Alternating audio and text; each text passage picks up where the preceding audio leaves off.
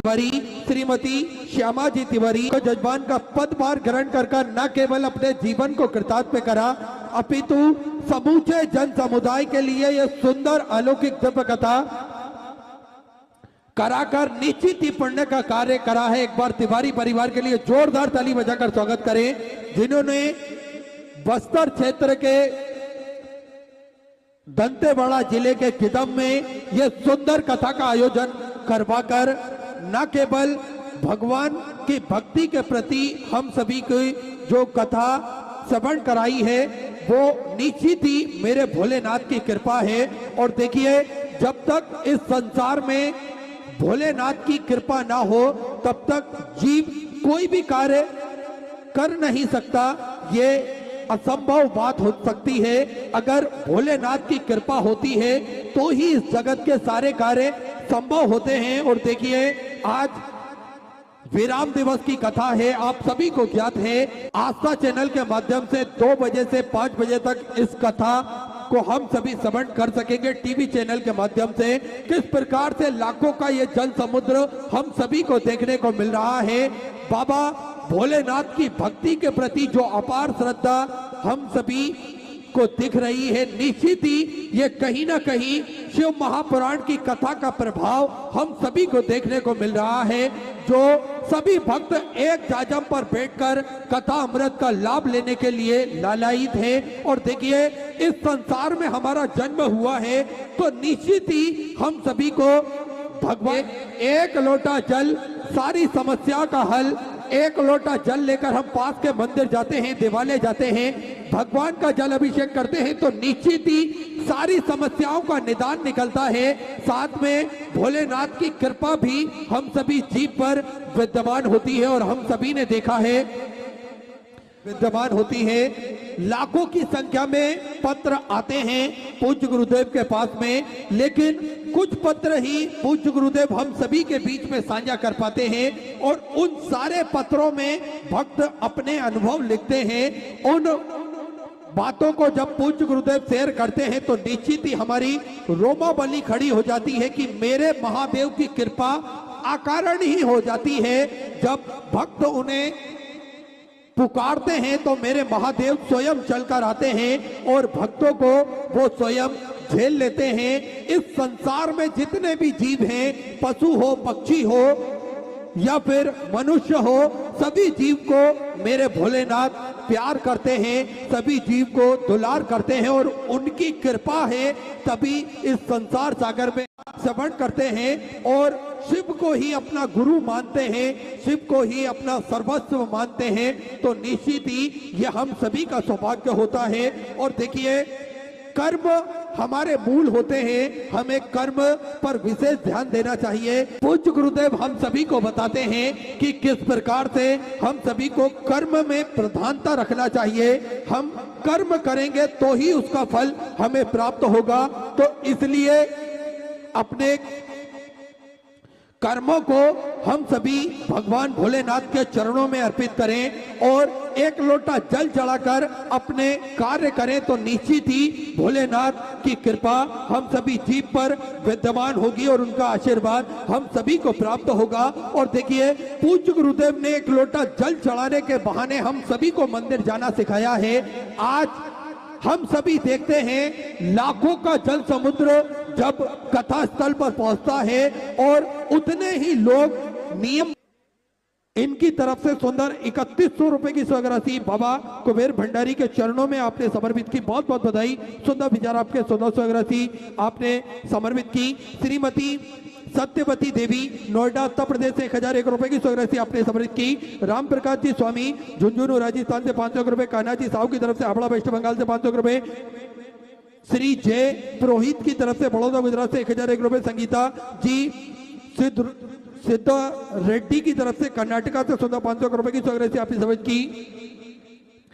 जगदीश जी मीणा भीलवाड़ा राजस्थान से 500 रुपए। संपत राम हरीश कुमार जी साहू बालोद छत्तीसगढ़ से 5001 रुपए की स्वराशि आपने बाबा कुबरेश्वर धाम में समृद्ध की। बहुत बहुत बधाई। 14 विचार आपके 14 स्वराशि आपने समृद्ध की। रश्मि संजीव जी यादव कानपुर उत्तर प्रदेश से 500 रुपए। श्री राम कुमार जी साहनी की तरफ से मुजफ्फरपुर मुजफ्फरपुर बिहार से सुंदर 11,000 रुपए की सौगात से आपने बाबा कुमरेश्वर धाम में समर्पित की, बहुत बहुत बधाई। सुंदर विचार आपके 100 सौगात से आपने समर्पित की।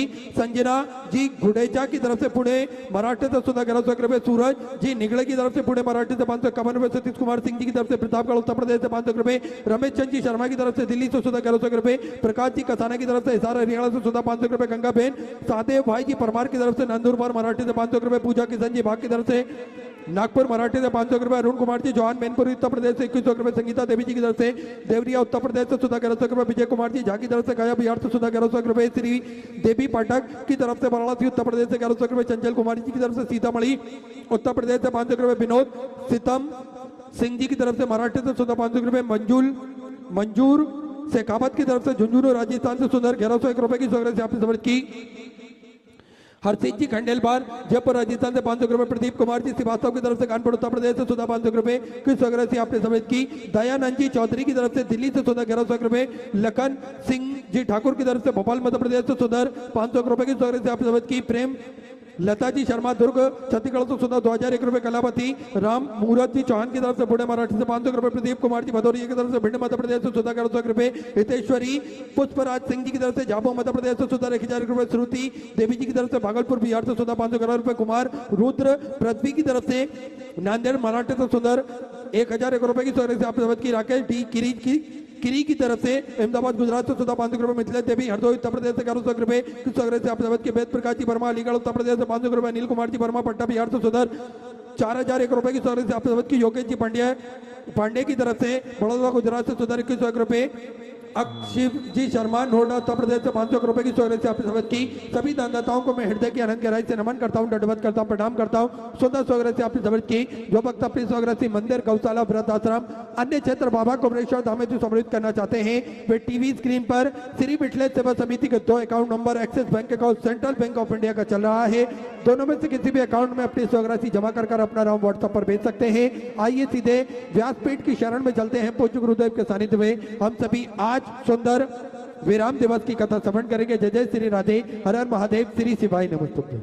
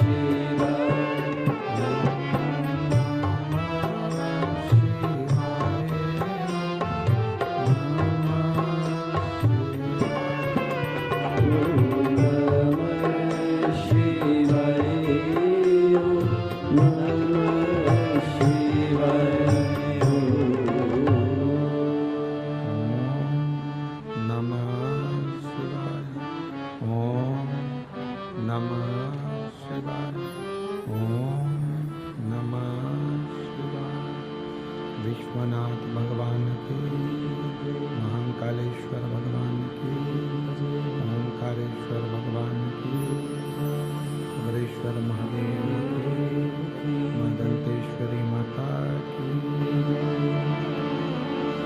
हर हर महादेव, हर हर महादेव, हर हर महादेव। भगवान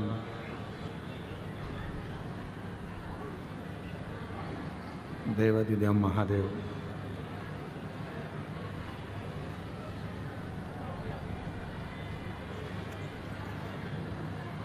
भगवान शिव, जिनकी पुनीत पावन पवित्र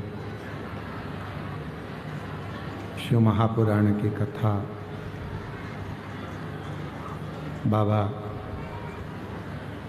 देवाधिदेव महादेव की कृपा से, करुणा से, उनकी उदारता से ये पवित्र पावन आनंदमय भूमि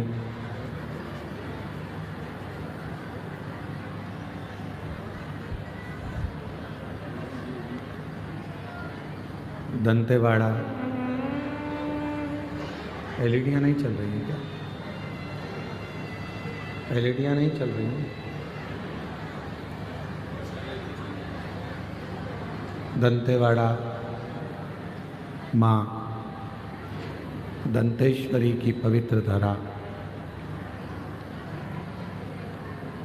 भगवान शिव की अविरल आनंदमय शिव कथा दंतेवाड़ा की यह पवित्र भूमि गिदम में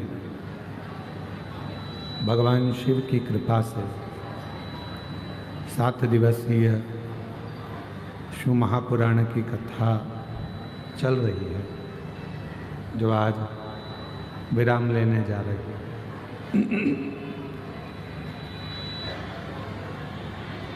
शिव की कृपा से एलईडी नहीं चल रही है। एलईडी वाले एलईडी चालू करें उस वाले पंडाल की, ये वाला पंडाल। भगवान देवाधिदेव महादेव भगवान शिव, जो संपूर्ण जगत का कल्याण करने वाले हैं और संपूर्ण जगत का उद्धार करने वाले हैं, ऐसे भगवान देवाधिदेव महादेव की ये पवित्र कथा गिदम क्षेत्र में भगवान शिव की ही कृपा से चल रही है। कथा के मुख्य यजमान स्वर्गीय अविनाश तिवारी जी, स्वर्गीय प्रमीला जी तिवारी, स्वर्गीय अश्विनी जी तिवारी जी की स्मृति में श्री विजय प्रसाद तिवारी जी, श्रीमती कमला तिवारी जी, श्री अभिलाष तिवारी जी, श्रीमती श्यामा तिवारी जी, श्री अभिनव तिवारी जी, श्रीमती शुभांगी तिवारी जी, श्री सुशील तिवारी जी, श्रीमती अरुणा तिवारी जी, श्रीमती अनुनेह तिवारी जी, श्री अभिजीत तिवारी जी, गिदम छत्तीसगढ़ से। एक बार जोरदार ताली बजाकर इन सभी यजमान परिवार का स्वागत, वंदन, अभिनंदन। कथा मंडप में विराजमान श्री चेत्रा मटामी जी, विधानसभा दंतेवाड़ा विधायक छत्तीसगढ़, एक बार उनके लिए भी जोरदार ताली बजाकर स्वागत, वंदन, अभिनंदन। कथा मंडप में ही विराजमान स्वामी श्री विशुद्धानंद जी महाराज, शिवानंदाश्रम, गुमरगुंडा, दंतेवाड़ा, जिनकी एवं संपूर्ण क्षेत्रवासी जिन्होंने इस पवित्र कथा का दिव्यता और भव्यता के साथ में लाभ लिया।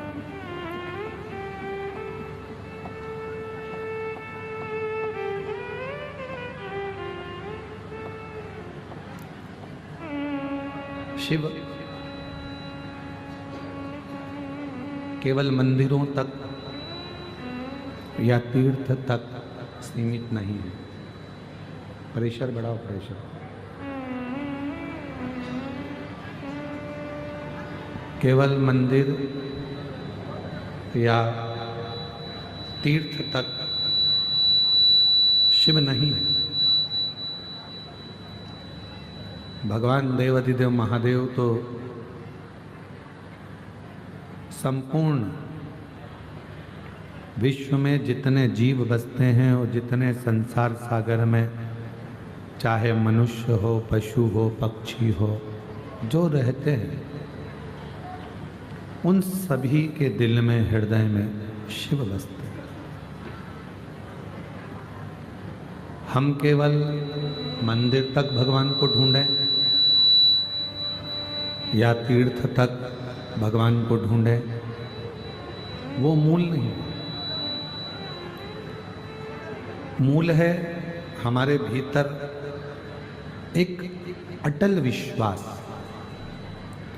एक दृढ़ विश्वास शिव के प्रति, भगवान देवाधिदेव महादेव के प्रति।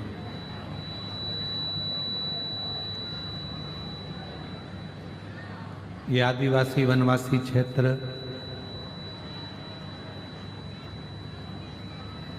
नक्सल प्रभावित क्षेत्र, जहाँ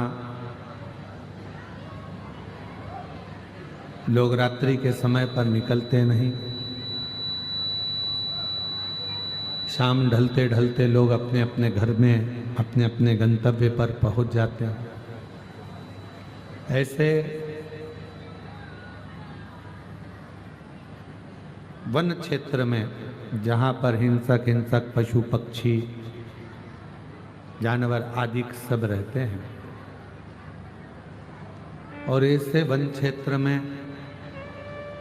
जहाँ पर बहुत बहुत दूर तक घरों का पता नहीं लगता, गांवों का पता नहीं लगता, ऐसे वन क्षेत्र में आप इस खुले मैदान में, जंगल में बैठकर पूरी रात से इस शिव महापुराण की कथा का इंतजार कर रहे हैं। पूरी रात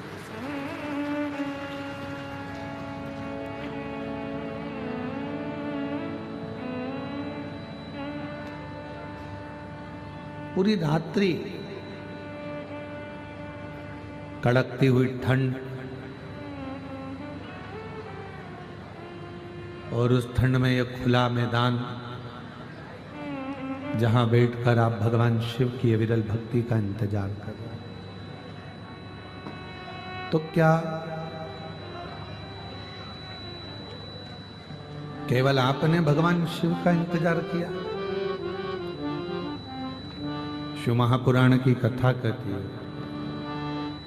भगवान देवाधिदेव महादेव का पवित्र चरित्र कहता कि आप भगवान शंकर का जैसे कथा का इंतजार कर रहे हैं, वैसे ही आपके दुख मिटाने के लिए, कष्ट मिटाने के लिए शिव भी आपका इंतजार कर रहे थे कि तू मेरे पास आ और मैं तेरे कष्ट मिटाऊं। तू मेरे करीब में आ, तू मेरे नजदीक में आ और मैं तेरा कष्ट मिटाऊंगा। मैं तेरी तकलीफें, मैं तेरा दुख दूर कर।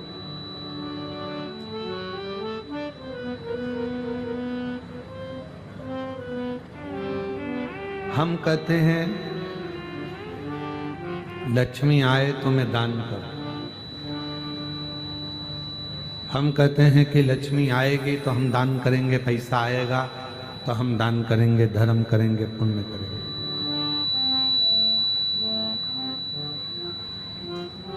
आप और हम कहते हैं कि लक्ष्मी आए तो हम दान करें, और लक्ष्मी कहती है कि तुम दान करो तो मैं आऊं। दोनों एक दूसरे का इंतजार करते हैं।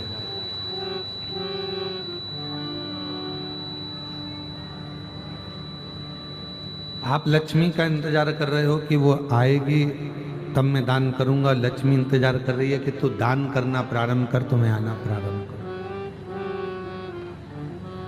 दोनों इंतजार कर रहे हैं। अब जैसे लक्ष्मी कहती है कि तू दान कर और आप कहते हो कि आए तो दान करूं, उसी तरह शिव महापुराण भी कथा कहती है। लोग कहते हैं कि हम बहुत तकलीफ में हैं, बहुत दुख में हैं, बहुत कष्ट में हैं, बहुत प्रॉब्लम में हैं,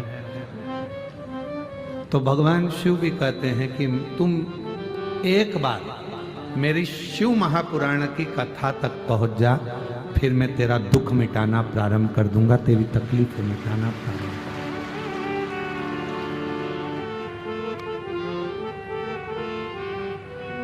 जब हम परमात्मा तक नहीं पहुंचेंगे, जब हम भगवान तक नहीं पहुंचेंगे, परमात्मा तक नहीं पहुंचेंगे, तो परमात्मा हम पर करुणा कैसे करे? सूर्य अपनी किरणों को दे रहा, भास्कर अपनी किरणों को पृथ्वी पर भेज रहा है, सूर्य अपनी किरणों को पृथ्वी पर दे रहा है, भास्कर अपनी किरणों को मृत्यु लोक में भेज रहा है, और तुम छाता लगाकर बैठे रहो कि मुझे सूर्य की किरण तो आ ही नहीं रही है, सूर्य की किरण तो मुझे मिल ही नहीं रही है। और भगवान कह रहे हैं पहले छाता हटा, थोड़ा सा बाहर निकल, बाहर निकल कर अगर देखेगा तो वो सूर्य की किरण मैं तो प्रकाश कर रहा हूं पर तेरे तक पहुंच नहीं रही, क्योंकि तेरे पास में छाता है।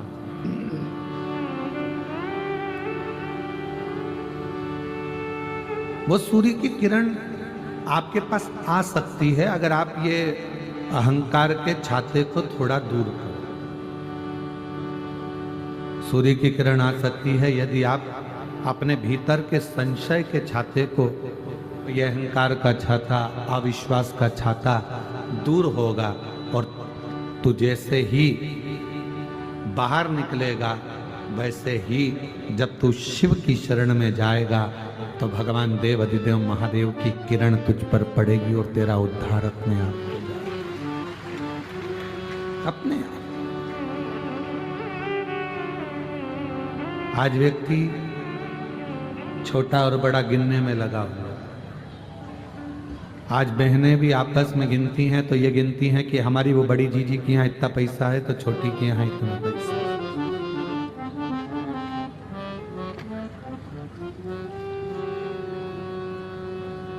आज बड़ा और छोटा गिनने में दुनिया लगी है। पर शिव महापुराण की कथा में भी वर्णन आया, ब्रह्मा जी ने भगवान शिव को बहुत छोटा गिना था।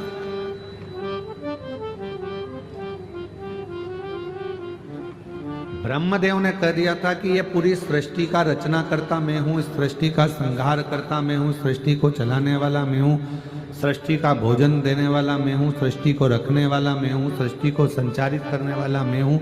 ये ब्रह्मा जी ने भगवान विष्णु के सामने, भगवान नारायण के सामने शिव जी को बहुत छोटा बता दिया, बहुत छोटा।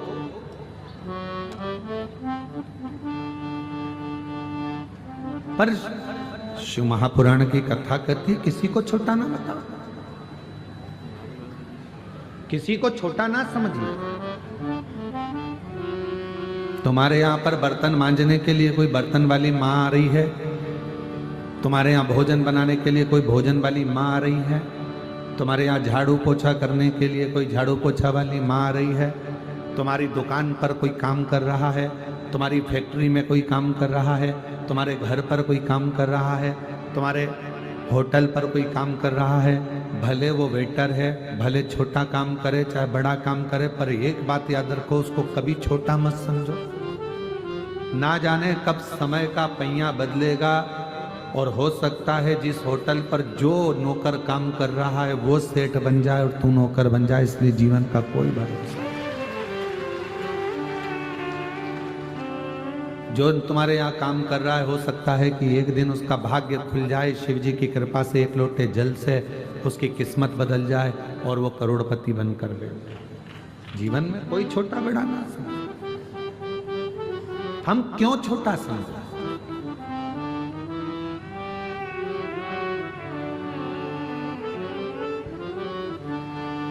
कई लोग कह देते हैं कि हम वनवासी हैं, हम आदिवासी हैं, हम हिंदू नहीं हैं।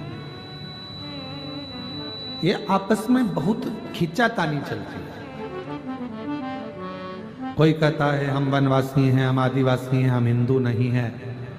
हम उनसे कहना चाहेंगे ये आपके अंदर जो भ्रम उत्पन्न किया जा रहा है, आपको सनातन से दूर करने के लिए, आपको हिंदू धर्म से दूर करने के लिए ये चाल चली जा रही है। लोभ देकर बड़े बड़े लोग तुम्हें भड़काने का कार्य कर रहे हैं और ये कह रहे हैं कि तुम हिंदू नहीं।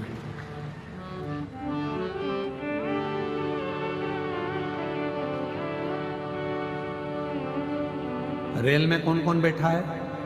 हाथ उठाओ जरा। ट्रेन में जो बैठा है, ठीक है। बस में कौन कौन बैठा है? चलिए रखो।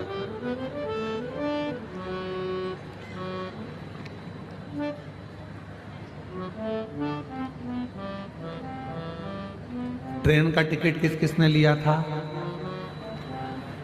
सबने लिया। ट्रेन वाले के यहाँ टिकट लेने गई थी, जब उसने पूछा था कि तुम ब्राह्मण हो, क्षत्रिय हो, वैश्य हो, हिंदू हो कि नहीं हो, पूछा था उसने? नहीं। क्या करा उसने? तो तुमने पैसा दिया और उसने टिकट दिया। ट्रेन के अंदर किसी ने तुमसे पूछा, टीटी ने, टीसी ने, कि तुम कौन हो? आदिवासी हो, वनवासी हो, हिंदू हो, क्या हो? तुम बताया तुमने उसको? कुछ कोई नहीं पूछता। ये भ्रम हमने उत्पन्न करा। उस टीसी को मालूम है कि ये इंसान है, मानव है, मनु की संतान है, और जिन मनु ने ब्रह्मा जी के द्वारा प्रकट हुए हैं उन ब्रह्मा जी के पुत्र मनु हैं, और मनु के पुत्र संसार में जितने मनुष्य हैं ये सब मनु की औलाद हैं, इसलिए मनुष्य कहलाते हैं।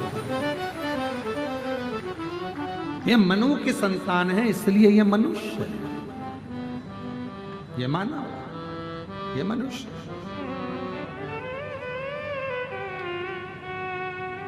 अब जब आप और हम सब मनुष्य हैं, मानव हैं, मनु की संतान है, तो फिर हमारे भीतर ऐसा भाव क्यों उत्पन्न करना कि ये हम हिंदू नहीं हैं, हम आदिवासी, हम वनवासी? ना ना ना।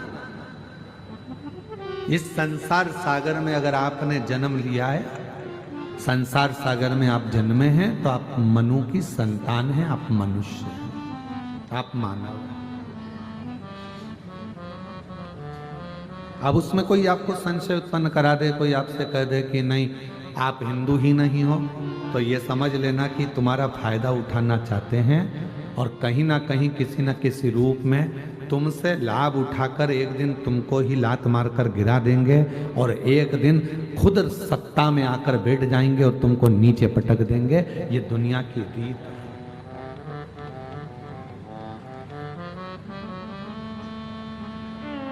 चलो एक बात और पूछो,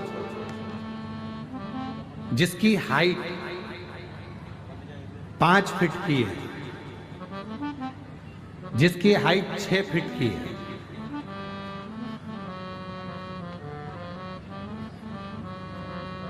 और जिसकी हाइट 3.5 फीट 4 फीट की है, कोई बहुत छोटा है, उम्र हो गई उसकी 32 साल, पर हाइट छोटी रह गई। ट्रेन का टिकट आधा लगेगा क्या उसका? अरे बोलो तो जम के नहीं। कोई बोना है, छोटा है, टिकट तो उतना की उतना ही लगना। तुम्हारी हाइट अगर 7 फीट भी है तो टिकट उतना की उतना ही लगना।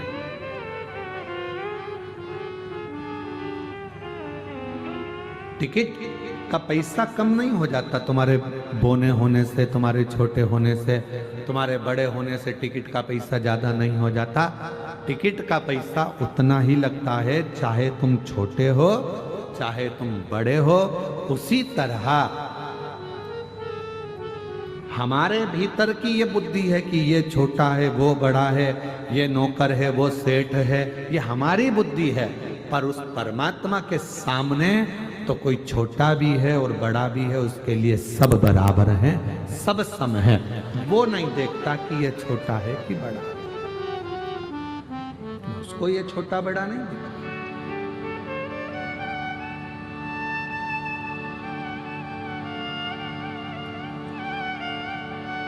और दया करो भगवान, सब पर दया करो, हम तेरी संतान, सब पर दया करो। दया करो भगवान, सब पर दया करो, हम तेरी संतान, सब पर दया करो। दया करो भगवान, सब पर दया करो, हम तेरी संतान, सब पर दया करो। झूठे जगत में फंसा हुआ हूँ, माया से मैं घिरा हुआ हूँ। झूठे जगत में फंसा हुआ हूँ, माया से मैं घिरा हुआ हूँ। झूठे जग में फंसा हुआ हूँ, माया से मैं घिरा हुआ हूँ। झूठे जग में फंसा हुआ हूँ, माया से मैं घिरा हुआ। हम तेरी संतान, हम पर दया करो। दया करो भगवान, सब पर दया करो, हम तेरी संतान, हम पर दया करो। दया करो भगवान, सब पर दया करो। ये संपूर्ण ब्रह्मांड में जितने मानव हैं, छोटे से छोटा हो, आदिवासी हो, वनवासी हो, कोई सेठ हो, कोई गरीब हो, कोई अमीर हो, कोई ब्राह्मण हो, कोई वैश्य हो, कोई क्षत्रिय हो, कोई शूद्र हो, कोई भी हो, वो है उसकी औलाद, है उसकी संतान। दुनिया के लोगों ने फायदा उठाने के लिए आप लोगों में ये भेद कर दिया कि तुम हिंदू नहीं हो तो तुम हिंदू हो, तो तुम ये नहीं हो तो तुम वो हो। है तो हम सब उसकी औलाद, आप और हम है तो संतान उसी की। और हम तेरी संतान, सब पर दया करो। दया करो भगवान, सब पर दया करो। छोटा है वो भी भगवान का है, बड़ा है वो भी भगवान का है, बच्चा है वो भी भगवान का है, बड़ा है वो भी भगवान का है, गरीब है वो भी मेरे भगवान शिव का है, और बहुत बड़ा करोड़पति है वो भी मेरे भगवान शिव का है। उसमें भेद है, भेद हमने कर दिया।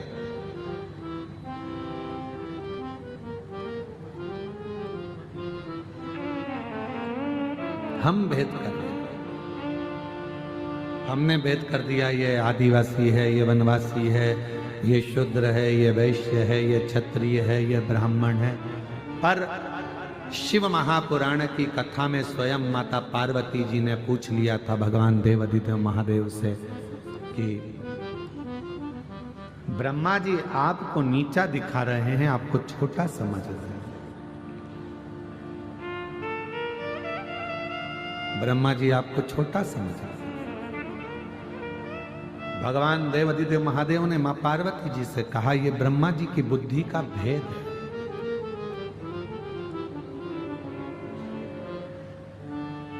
ये ब्रह्मा जी की बुद्धि का भेद है। जो ब्रह्मा मुझको छोटा समझ रहे हैं, स्वयं को श्रेष्ठ समझ रहे हैं, उसको ज्यादा बता रहे हैं, उसको कम बता रहे हैं।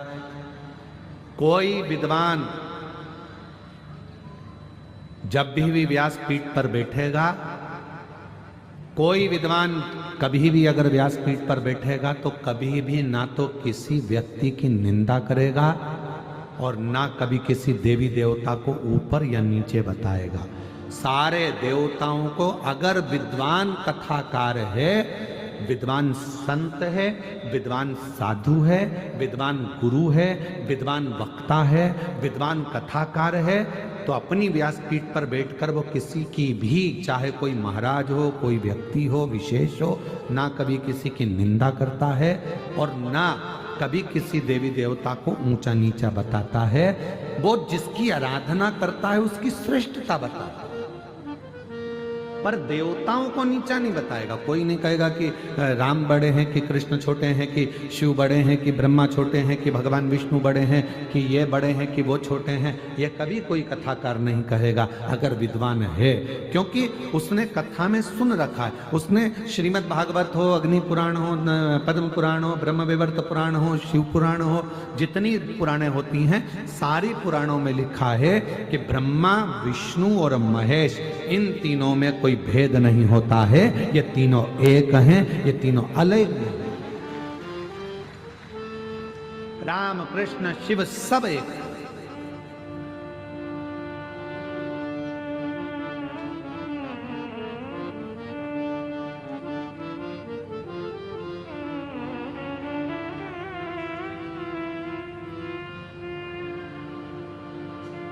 एक छोटा सा बच्चा एक दूसरे बच्चे को गाली दे रहा है, दूसरे बच्चे को गाली दे रहा है और बहुत गंदी सी गाली कोई उच्चारण कर कर उसकी माता जी को दे रहा है। सुना, बात बताओ, उसकी माता में और तुम्हारी माता में कोई अंतर होता है क्या? उसकी माता ने उसको जन्म दिया और तुम्हारी माता ने तुमको जन्म दिया। जब हम किसी दूसरे व्यक्ति को उसकी माता का नाम लेकर गाली देते हैं तो गाली उसको नहीं लगती, हमारी खुद की माता को गाली लगती है। इसलिए गाली देने से पहले सोचो।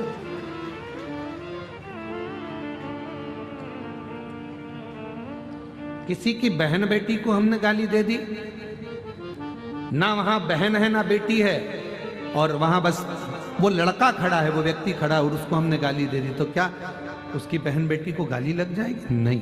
क्या आपकी बहन नहीं है? क्या आपकी बेटियां नहीं है? क्या आपकी माता नहीं है? गाली देने से पहले विचार करना।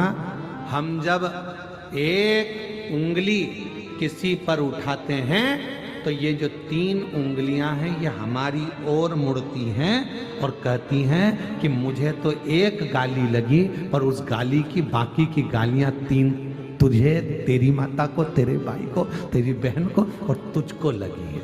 आप उंगली, एक उंगली उठा के देखो, करो ऐसा, सब करो, एक उंगली उठाओ, जल्दी उठाओ सब लोग, और हमारी ओर एक उंगली करो, ऐसा ऐसे करो उंगली।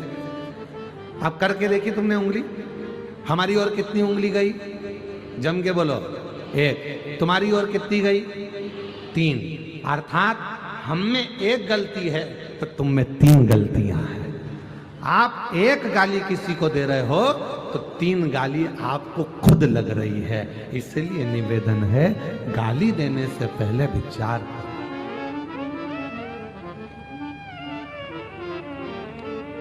उठाया और किसी को माता की गाली दे दी, कोई को बहन बेटियों की गाली दे दी, वो गाली उसको ध्यान रखिएगा कि खुद को लग रही है, स्वयं को। माता में कोई भेद नहीं है। माता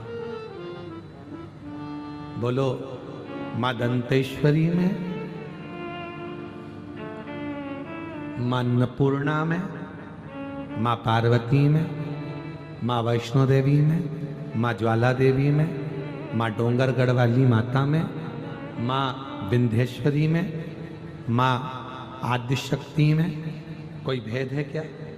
जम के बोलो, नहीं, कोई भेद नहीं। वो भी माता का अंग है। दांत, कहीं नयन गिरे तो नैना देवी हो गई, कहीं जिभ्या गिरी तो ज्वाला देवी हो गई, है वही। कहीं कांगड़ा, कहीं चिंतपूर्णा, कहीं मनसा, ऐसी सब देवियां विराजमान है महाराज। कहीं नेत्र गिले तो नैना हो गई, कहीं कुछ गिरा, कर्ण गिरा, कहीं कर्ण फूल गिरा, मां तो मां ही है तो उसी का स्वरूप, है तो उसी का। हम क्यों भेद करें? शिव महापुराण की कथा भेद करना नहीं सिखाती। कर्ज चुकाना सरल है, पर फर्ज अदा करना कठिन है, बहुत कठिन। कर्ज चुकाना सरल है पर फर्ज अदा करना कठिन है। किसी ने आपको कुछ दिया, आपने चुका दिया, कोई ने गाली दी, आपने बककर गाली चुका दिया, कोई ने आपको थप्पड़ मारा, आपने मार कर चुका दिया, कोई ने कुछ दिया, आपने देकर चुका दिया। कर्ज चुकाना सरल है पर फर्ज को अदा करना बहुत कठिन है। फर्ज अदा, बड़े बड़े शहरों में जन्म मां देती है बच्चे को और लेकर एक साथ में कोई महिला सेविका उनके साथ में रहती है, दासी के रूप में वो बच्चा संभालती रहती है। शहरों में एक नई चीज आ गई, अपने बच्चे को दूसरी कोई एक पैसे से महीने से तनख्वाह में 50 हजार रुपये, 30 हजार, 10 हजार, 20 हजार रुपये में कोई एक माता को रख लिया जाता है जो आपके बच्चे को संभालती है। कितना आश्चर्य है, तुम्हारे बच्चे को नौकरानी संभाल रही है और कुत्ते के बच्चे को तुम संभाल रहे हो।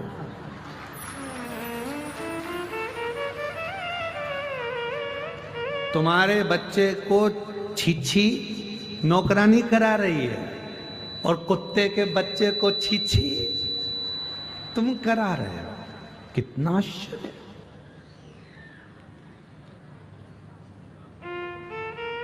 तुम्हारे बच्चे को भोजन नौकरानी करा रही है और कुत्ते के बच्चे को पप्पी पप्पी पप्पी, और उसको भोजन तुम करा रहे हो। अरे डूब मरो रे, पानी नहीं हो तो बस्तर से ले जाओ।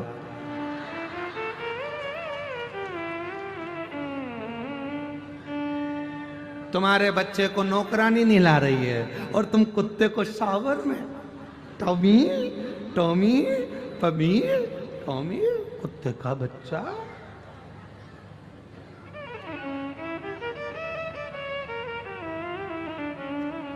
और आया बुढ़ापा, तुम्हारे बच्चे को नौकरानी ने पाल पोस कर बड़ा करा और अब आया तुम्हारा बुढ़ापा। अब तुम्हें तुम्हारे बच्चों की जरूरत पड़ी कि हमारा बच्चा हमारा बुढ़ापा सुधारेगा, हमारा बच्चा हमारा बुढ़ापा संभालेगा। तो बच्चे भी कह देते हैं हमारा बचपन तुमने नहीं संभाला तो हम तुम्हारा बुढ़ापा क्या खाक संभाले। हमारे बचपन को तुमने संभाला, हमारे बचपन को अगर तुम संवारते तो हम तुम्हारा बुढ़ापा संवारते। मेरी जीजियों, अपने बच्चों को खूब प्रेम दीजिए, पढ़ाइए, विद्वान बनाइए, विद्वान।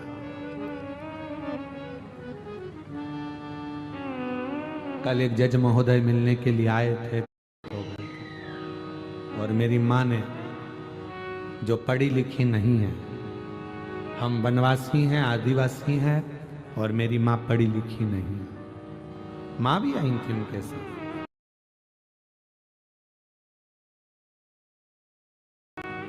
मेरी माँ पढ़ी लिखी नहीं है।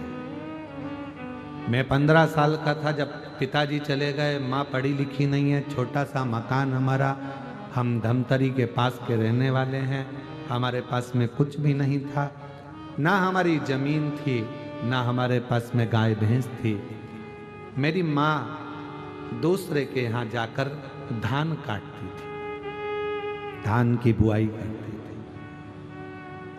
मैं जब अपनी माँ को देखता था कि धान काट रही है मेरी माँ, बुआई कर रही है मेरी माँ, पानी में खड़ी हुई है मेरी माँ, पिताजी नहीं है, हमारा पेट भर रही है मेरी माँ।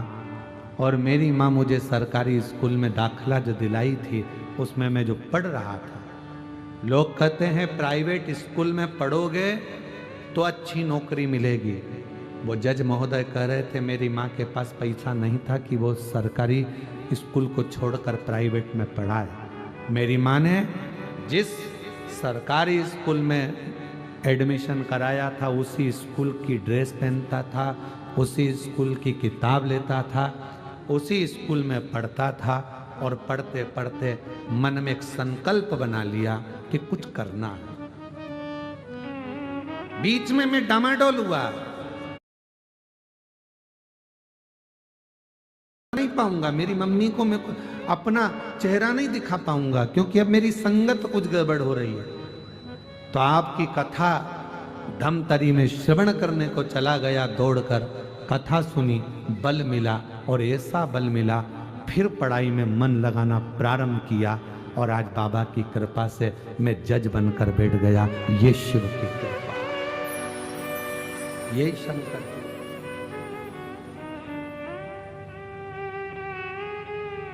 जरूरी नहीं कि आपकी मम्मी बहुत पढ़ी लिखी होंगी। बच्चे कहते हैं तुमने हमारे लिए क्या करा, उन्होंने कुछ नहीं करा, उन्होंने कुछ नहीं करा, पर फर्ज तो तुम्हारा है ना। कर्ज अदा करना सरल है, पर फर्ज अदा करना कठिन है।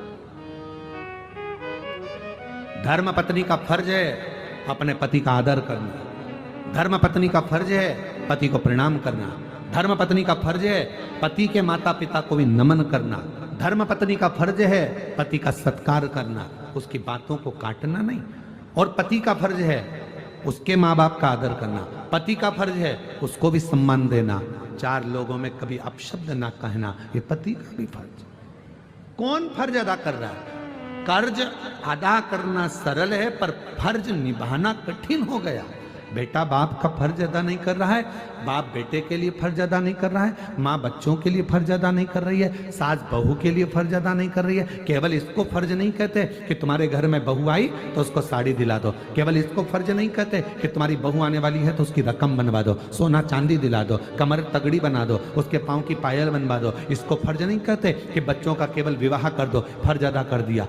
एक सास का सबसे बड़ा फर्ज होता है कि उसके घर में जब बहू प्रवेश कर रही है तो उसके मन में यह भाव होना चाहिए कि मेरे अंदर जितने संस्कार हैं, जितना मैं अच्छा कर सकती हूं, मेरे अंदर मेरे माँ बाप ने जो संस्कार देकर भेजे हैं, मेरी बहू को कुछ भी नहीं आता होगा तो भी मरने से पहले मैं उसको पूरे संस्कार देकर जाऊंगी। और बहू में ये फर्ज होना चाहिए कि मेरी मम्मी ने अगर कुछ भी कहा वो बात दूसरी थी, पर अब यहां मैं अगर आई हूं और मेरी सास मुझे सिखाना चाहेगी, बताना चाहेगी, टोकेगी, बार बार टोकेगी। सास क्यों टोकती है? क्योंकि उसने अपना बुढ़ापा ऐसे ही नहीं निकाल दिया, बहुत धक्के खाकर जिंदगी निकाली है। कभी ऐसा भी समय आया था सास की जिंदगी में कि 2 रोटी नहीं थी उसके पास में, तो भी वो किसी के दरवाजे नहीं गई है। उसने ये सोच लिया मैं बहू को इतना पक्का कर दूंगी, उसको अपशब्द कहकर, ताना देकर, गाली देकर, आड़ा टेढ़ा बोलकर मैं उसको इतना कड़ला कर दूंगी कि जगत के लोग उसका फायदा नहीं उठाएंगे, वो जीत कर आगे निकल जाएगी। मैं अपनी बहू को, अब बहू को लगता मेरी सास गाली दे रही है, गाली नहीं दे रही है। अगर मिट्टी का बर्तन बनाना है तो मिट्टी को कूटना पड़ेगा, पत्थर की मूर्ति बनाना है तो उस पर हथौड़ी चलाना पड़ेगी, और बहू को श्रेष्ठ बनाना है तो सास की गाली खाना पड़ेगी। वो अपशब्द कह रही है, सहन करो, सिखाएगी। अपशब्द बोल रही है, ताना दे रही है, बताएगी। आप उसको संवरने का प्रयास करो।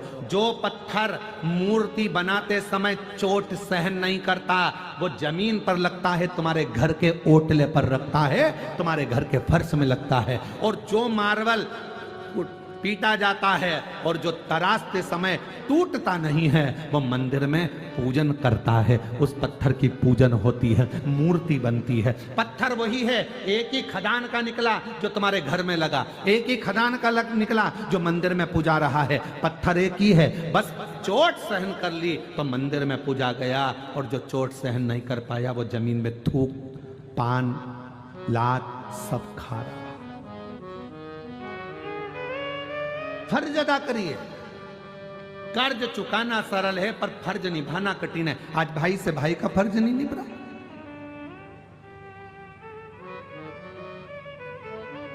बहन से भाई का फर्ज नहीं निभ रहा।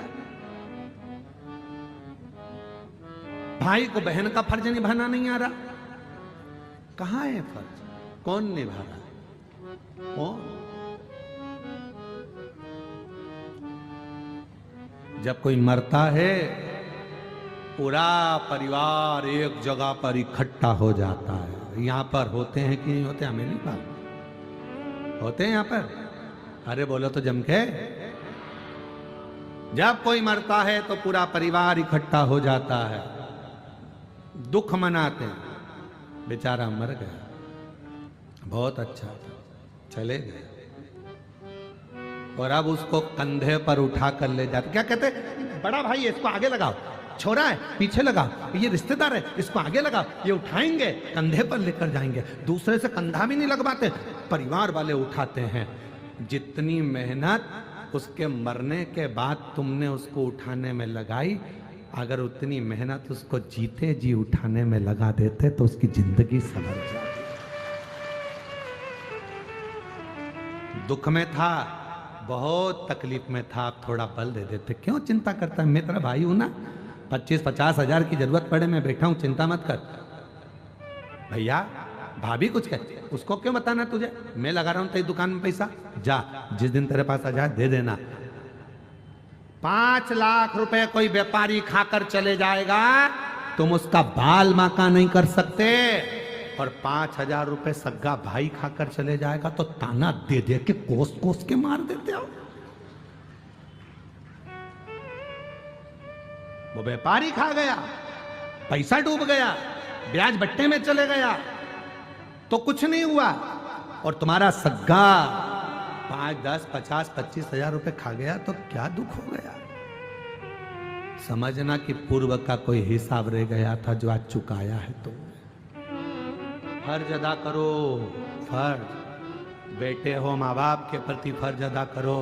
जितने साल वो जिए उनकी अवस्था बढ़ती चली जाएगी, वो बिल्कुल बच्चे होते चले जाएंगे। पर तुम याद रखना, आज तुमने अगर अपने माँ बाप की सेवा करी है तो तुम्हारी बहू भी आएगी, वो भी तुम्हारी सेवा करेगी, और तुम्हारा बेटा भी तुम्हारी सेवा करेगा। एक कहानी मिलती है, एक पिताजी बीमार पड़ गए, और बीमार पड़े पिताजी बहू ने कह दिया तुम्हारे पिताजी को बहुत खांसी चलती है, बच्चों को पढ़ने में तकलीफ होती है, इनको बाहर जो कमरा है माली वाला चौकीदार का कमरा है उसमें ठहरा दो। पति ने कहा हम ठहरा तो देंगे, पर पिताजी को भूख लगी तो पिताजी को बोल दो हमें घंटी लगा देते हैं, वो बेल बजाएंगे हम चाय दियाएंगे, घंटी बजाएंगे हम भोजन दियाएंगे, घंटी बजाएंगे हम पानी दियाएंगे। पर पिताजी को अंदर आने की जरूरत नहीं है। बेटे ने पिताजी को माली के कमरे में चौकीदार के कमरे में सुला दिया, पिताजी के लिए सारा सामान रख दिया। पिताजी से कहा पिताजी अब तुम उधर बहू के कमरे के उधर मकान में मत जाना, तुम्हें जो चाहिए तुम्हारी बहू यहीं लाएगी, घंटी बजाना, ये तार लगाए घंटी लगी है तुम बजा देना बेल, बहू लाकर सामान देगी। ठीक है, पिताजी ने जाना बंद कर दिया। एक दिन पिताजी ने घंटी बजाई तो घंटी बजी नहीं शायद। पिताजी पानी के लिए तरसते रहे। बेटे ने कसम दी थी कि उधर जाना मती, पानी मंगना मती, बस घंटी बजाना। बाप घंटी बजाता रहे, फिर भी कोई पानी लेकर नहीं आया। आखिरी में बेटा शाम को आया, पूछा अपनी पत्नी से क्यों बाबूजी को पानी चाय दे दिया था, आज घंटी नहीं बजाई तुम्हारे पिताजी ने, हमको लगता है उनके पास रखा होगा इसलिए उन्होंने घंटी नहीं बजाई। बेटा दौड़ कर गया अपने बाप के कक्ष में, जाकर देखा तो पिताजी तो जमीन पर पड़े थे, बेहोशी में थे। बाप को पानी का छींटा देकर उठाया, पापा बाबूजी क्या हुआ? बेटा आज मुझे लगता है घंटी के तार को ऊंदरा ने चूहे ने कतर दिया, घंटी बजती नहीं है। बस इतना कहा, बेटा पानी पिलाता उससे पहले बाप मर गया। पिता चले गए, पिता मरा, अंतिम संस्कार किया गया। 10वें के पहले घर की सफाई होने लगी, सब साफ करने लगे घर को। घर में 2 छोटे बच्चे थे जिनकी उम्र थी 8 साल और 12 साल। दोनों बच्चों ने, मां सफाई कर रही थी, पिता सफाई कर रहे थे घर की, और छोटे छोटे बच्चों ने, एक ने घंटी को जेब में रख लिया, एक ने घंटी के तार को अपनी जेब में रख लिया। इतने में मां ने चिल्लाकर पूछा, क्या कर रहे हो? ये घंटियां जेब में क्यों रख रहे? तैयारी कर रख रहे हैं,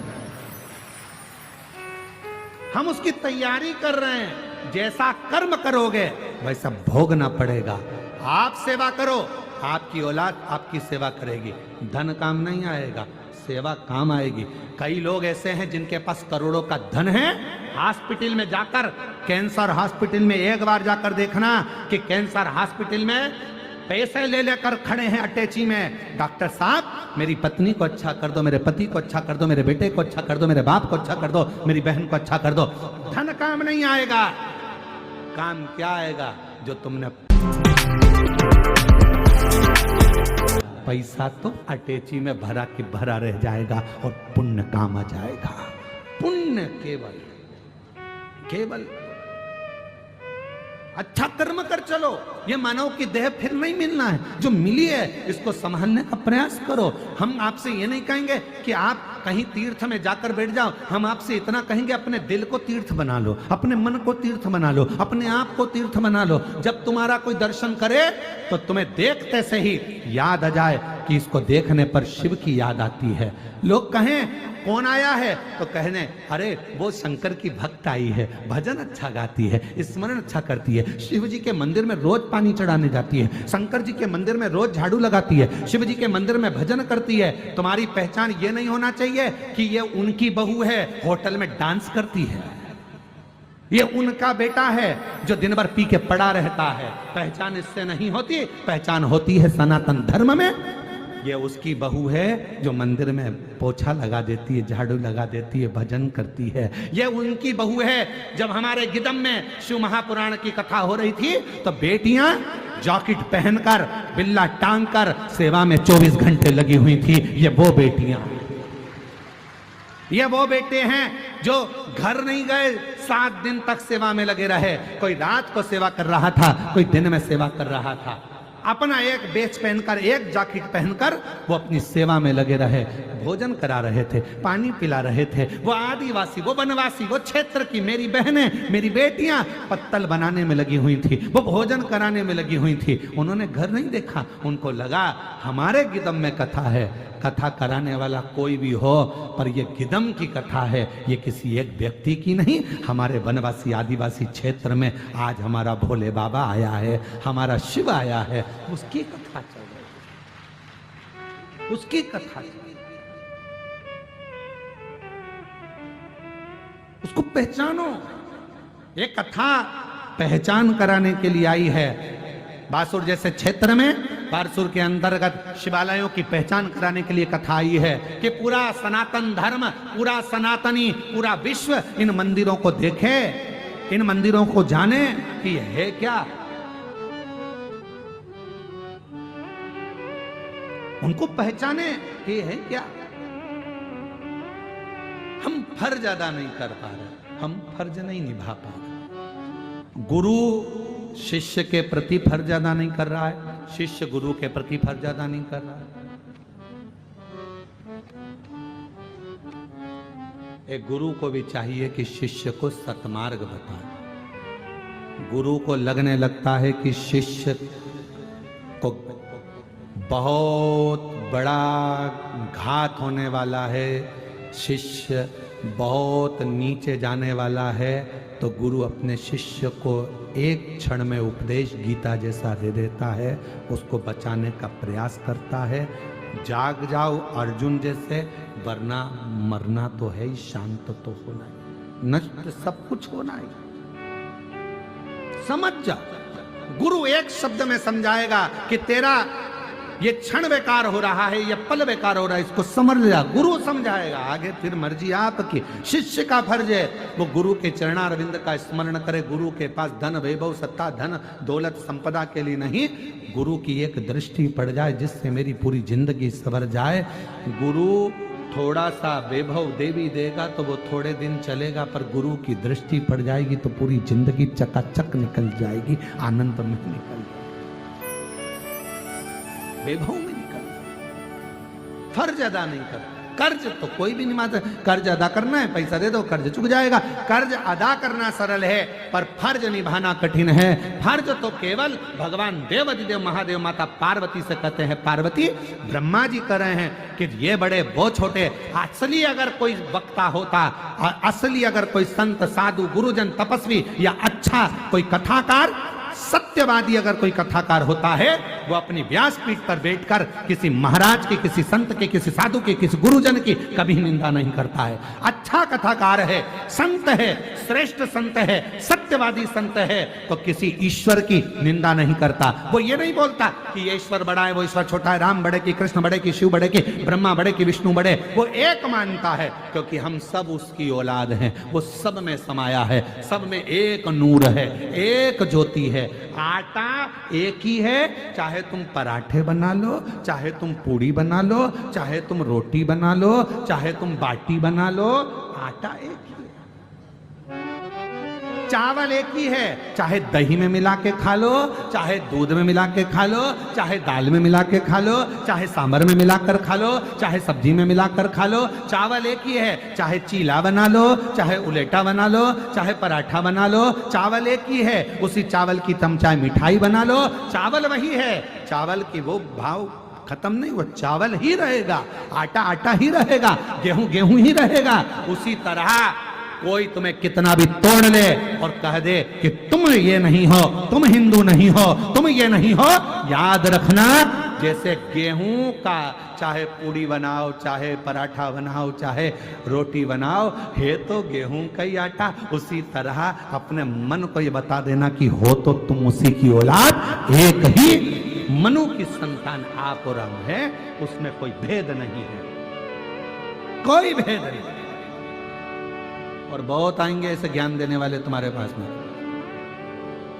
बहुत आएंगे। वो एक ही बात कहेंगे, क्यों शंकर जी के मंदिर जा रही हो, क्यों जल चढ़ा रही हो, एक लोटा जल चढ़ाने से क्या होगा, क्या होगा एक लोटा जल चढ़ाने से, क्यों चढ़ा रही हो एक लोटा जल, क्या होगा मंदिर जाने से? उनको ये पत्र ले जाकर दे देना सीहोर वाले महाराज के। ये पत्र जो गांव-गांव से लिख कर आए हैं, जो वनवासी क्षेत्र से लिख कर आए हैं, जो आदिवासी क्षेत्र से लिख कर आए हैं। एक बहन ने लिखा, मैं सावित्री मरकाम पति सुमन मरकाम जगदलपुर तेतर खुट्टी से आई हूँ। भोले बाबा की महिमा का बखान करती हूँ। 25 साल से मुझे औलाद नहीं थी। शिव महापुराण की कथा पंडाल में बैठकर श्रवण करी और शिव जी के मंदिर में 1 लोटा जल चढ़ाना प्रारंभ करा। सीहोर कुबरेश्वर धाम पहुंच गई, कंकर शंकर पूजन कर कर आई और बाबा की कृपा से 25 साल के बाद मेरे घर में औलाद हुई है। ये बाबा की कृपा, ये शिव की कृपा। 25 साल के बाद मेरे घर में कहीं बैठी हो तो बच्चे को ला सकती हैं। एक बहन ने पत्र लिखा, मेरा नाम रेखा योगेश भोयर, ग्राम कुरखेड़ा, जिला गढ़चिरौली, महाराष्ट्र में रहती हूँ। शादी के 14 साल हो गए थे, मुझे संतान नहीं है। बाबा की कृपा से पंडाल में बैठकर कथा सुनी, टीवी पर 2022 से कथा श्रवण कर रही हूं और बाबा से विश्वास जुड़ गया और शिव की कृपा से 26/12/2024 को मेरे घर में 14 साल के बाद औलाद आ गई। ये शिव की कृपा है। क्या होता है जल चढ़ाने से? क्या होता है शिव को 1 लोटा जल चढ़ाने से? क्या होता है शिव महापुराण की कथा सुनने से? उनको बताना। हमारा सनातन धर्म इतना मजबूत है कि किसी के पास जाने की जरूरत नहीं है। जल उठाओ, अपने घर का, मंदिर पास का 1 लोटा चढ़ाना प्रारंभ करो। बाबा समस्या मिटाना प्रारंभ कर देंगे, दुख मिटाना प्रारंभ। आडंबर में मत पड़ो, पाखंड में मत पड़ो, ढोंग ढकोसले में मत पड़ो कि हम जाएंगे तो हमारा ये काम। ना ना ना ना, पाखंड होना ही नहीं, ढोंग ढकोसला होना ही नहीं। हमारे कुबरेश्वर धाम पर ना तो बेल दी जाती है, ना भभूति दी जाती है, ना कोई फल दिया जाता है। हमारे कुबरेश्वर धाम पर सीहोर में केवल कंकर उठा लो, पूजन कर लो, पटक दो, 1 कंकर लियाओ और वहां से जो रुद्राक्ष मिलता है उसको लियाओ। शिव जी को 1 लोटा जल चढ़ाओ, रात्रि का विश्राम बाबा के आंगन में करो। बस इतने में मेरा बाबा तुम्हारी मनोकामना पूर्ण कर कर भेज देता है और 3 महीने में वापस बुला लेता है। किसको कहते हैं भेदभाव?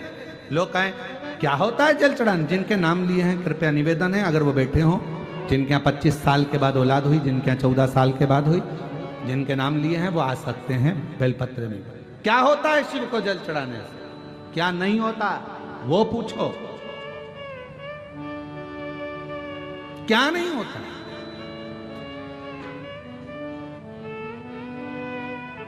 और हम तेरी संतान, हम पर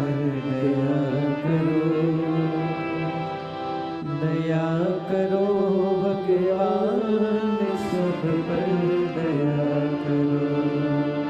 दया करो भगवान, सब पर दया करो। हम तेरी संतान, सब पर दया करो। दया करो भगवान, सब पर दया करो। हम तेरी